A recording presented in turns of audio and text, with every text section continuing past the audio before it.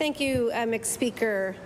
I would like to rise and say just a few words to this motion. I think much of what there is to say is in fact in the public record.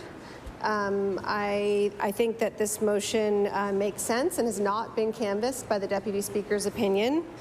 But before I get to that, I want to note that there are things we should be discussing in this chamber.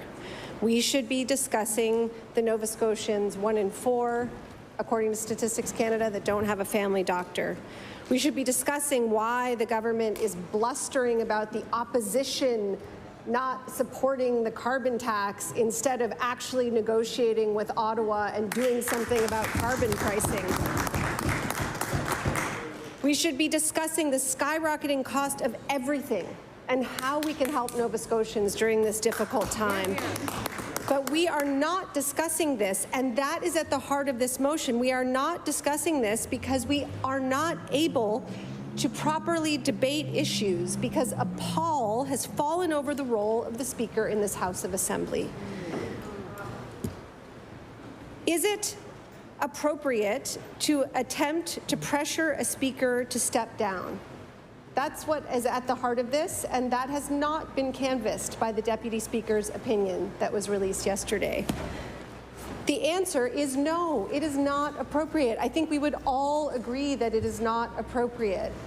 And I agree with some of the comments that have been made about the Speaker's stature and his friendships in this House, and I hope, Mixed Speaker, that there are members of the government side who are at least privately reaching out to the Speaker to voice support. I hope that one of the reasons that the Speaker is still in this chair is because there is dissension in the government ranks about this decision and the conduct of the Premier as relates to the Premier's chair. We will likely never know the answer to that question, but I would like to say that I hope that that is the case.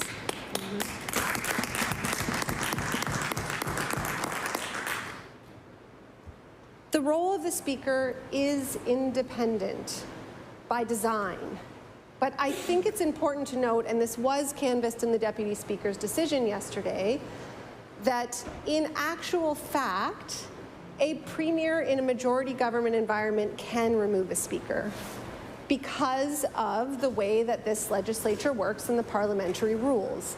A Speaker is elected, and it is elected on a simple majority. And so a simple majority will be present in the case of a majority government, and that simple majority can vote for a motion to remove a Speaker. So those are the facts. A Premier can direct his caucus to remove a Speaker. He can do it, but he shouldn't. And I think that this is at the heart of what we are talking about, because there is what I would call a loophole that is not intended, but that exists in actual fact in our procedures, such that a Premier can remove a Speaker. It is therefore even more incumbent upon a sitting Premier in a majority environment to preserve the independence of the role of Speaker. And what we have seen is the exact opposite of that. What I would call responsibility that is placed with a Premier in a majority government environment in Nova Scotia.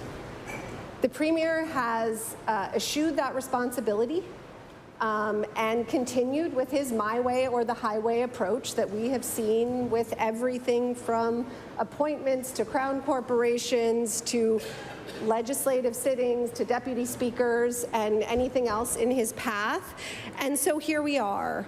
And I think it's important that we understand that if we cannot, in good conscience, have some sense that the role of the Speaker is independent, it will impede us from debating any of the important issues that our constituents send us here to debate.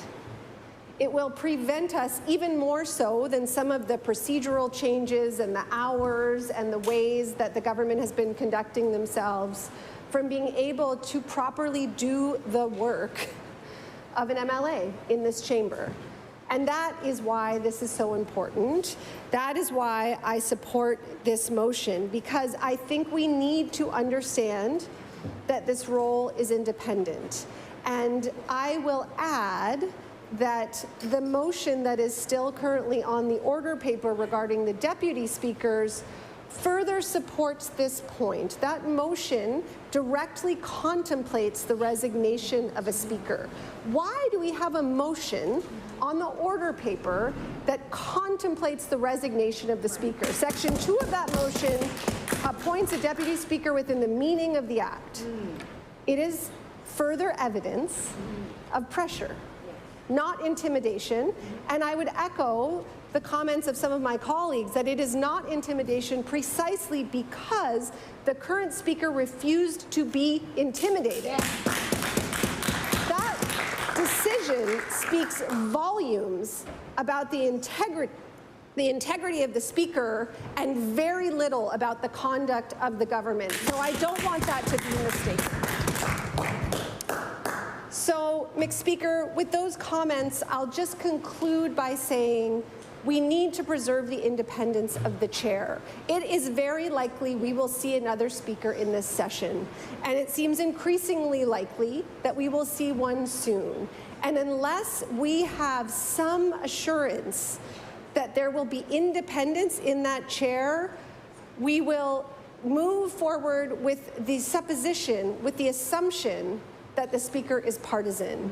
And that is bad for this House, that is bad for Nova Scotians, and it is bad for democracy. Thank you.